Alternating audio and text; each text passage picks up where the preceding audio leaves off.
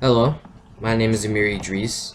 Today I'm going to be talking about the disadvantages of an elite education, especially as it pertains to high school, but this can be applied to any level of education. I'm namely going to talk about these topics as it relates to my experience at Choate Rosemary Hall, but I believe that a lot of these things apply to namely any private school, prep school, or highly rated public school. So just to start off, I want to say that despite what I'm going to talk about, I greatly appreciate my experience at my high school. I don't at all regret my decision to attend the school, or I don't. It's not that I'm not grateful for what I've been given, but I need to address that there are disadvantages to the education I'm being given, and I can't act like everything's rainbow and sunshine.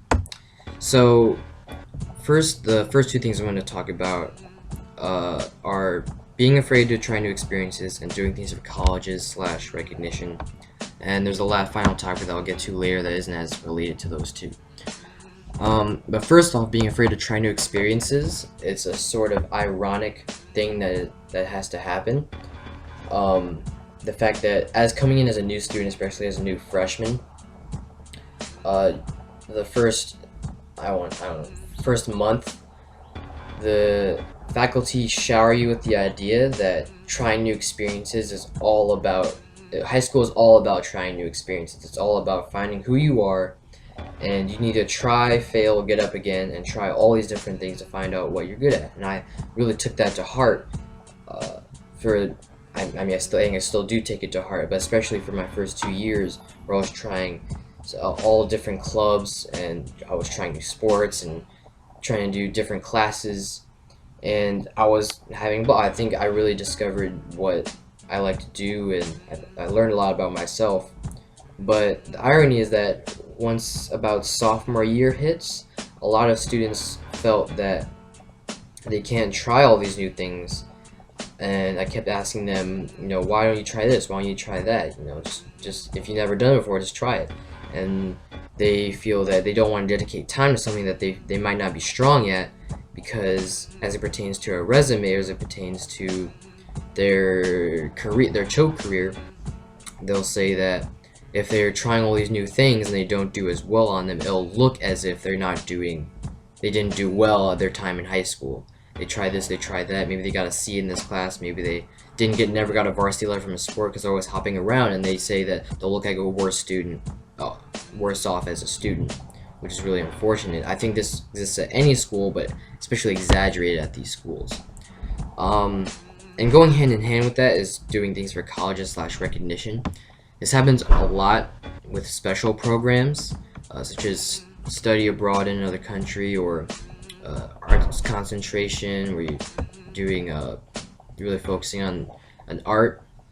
A lot of students, when they're applying to these programs, they address that, oh, this will look really good on a resume or a college application. And it is very cliche to say that you shouldn't do anything for a college application, but it's a cliche for a reason. And it comes down to the fact that your life doesn't start at college. Your life doesn't start when you get a career. Your life started 15, 16, 17 years ago. And if you're going to join a program, and if you're going to join a program where you have to dedicate as much time and effort as you will, and you're not in your priority, and your first reason for joining that program is not that you want to do it, that you're going to get enjoyment out of it, then you're essentially wasting your life. This is 4 years out of your life. We're not on this earth forever. We don't even know how many years we're going to be on this earth, and if you're going to waste 4 years out of your life doing things that's not making you happy, then I don't know what you're doing. And that's all I'm going to say about that. My last point, I don't have that much time left, but my last point is on a lack of humility. These schools, as you're getting into this really elite school, and you've had a lot of achievements, and it's a really big achievement just to get in, and let alone succeed in these schools. So being showered with the fact that you are the best, you are the leaders of tomorrow, you are going to be the who's leading the next generation, is not necessarily. I understand why faculty of these schools do that. It's understandable. And parents do that too. But the problem with that is that implicit in that statement is that the people who didn't get into these schools, the people who aren't doing as well, are somehow not as good, are somehow below you, which is obviously a problem. These schools are the feeder schools that feed into a lot of elite colleges, and those elite colleges feed a lot of people into high-paying, high-leadership jobs. And this is one of the reasons why when people get into these high-up jobs, that they can't relate. They don't really view the working class, the poor class, the class that didn't get into these schools as not as much of a person. This is why we have so many issues with this, especially in government, and especially in large corporations, big name corporations. I mean, I've only been in a school of this stake since my freshman year. I mean, before then I was in a public middle school and public elementary school, so I've only been in this system for about 3 years, and I'm already feeling the effects of going back home, and sort of I have to humble myself when I'm talking to my friends from back home, realizing that I can't just because when they're talking about their experiences at their schools, I can't say like, oh, haha, I'm better in some way, your experiences aren't as good.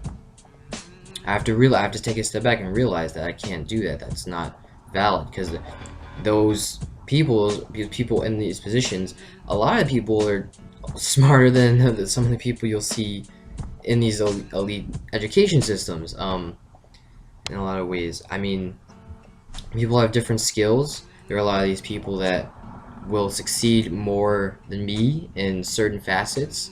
And these people, essentially these people are people. They are people. They have the same thoughts, experiences, the ambitions as anyone in elite schools, and just because they have a different experience doesn't make them any less of a person. And the fact that you have to be reminded of that, you have to remind yourself of that, is sort of a problem.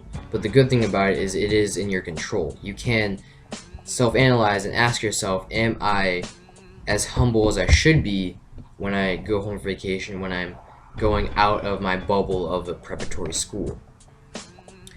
And so that's all I want to say on the topic. Thank you for listening and watching. You can like and comment if you enjoyed it.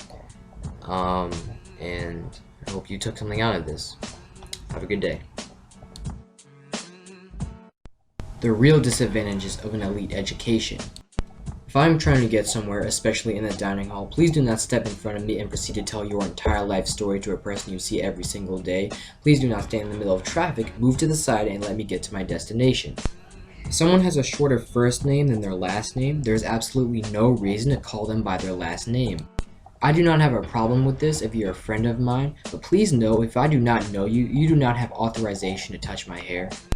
If you order out to the point where you know the delivery guy on a first name basis, and your room smells like Papa John's gym clothes, you have a problem. Alright, this one really gets me. We have students here who score perfectly on the SSAT, who can perform solos at Madison Square Garden and have studied under Obi-Wan Kenobi himself, but they still do not know to look both ways before you cross the street. Oh my god.